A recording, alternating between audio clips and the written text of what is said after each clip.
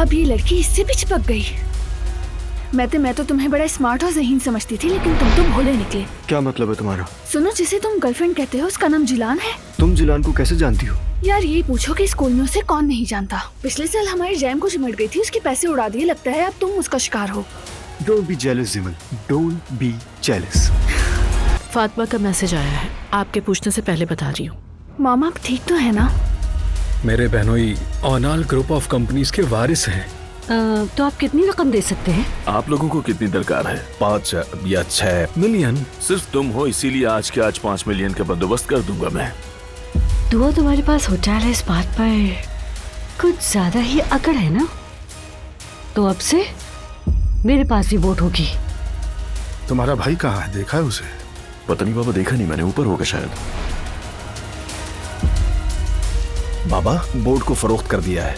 मैं उसी में मसरूफ था बाबा। बोर्ड फरोख्त कर दी? आप ही ने तो बेचने के लिए कहा था बाबा। अरे नाला बेटी,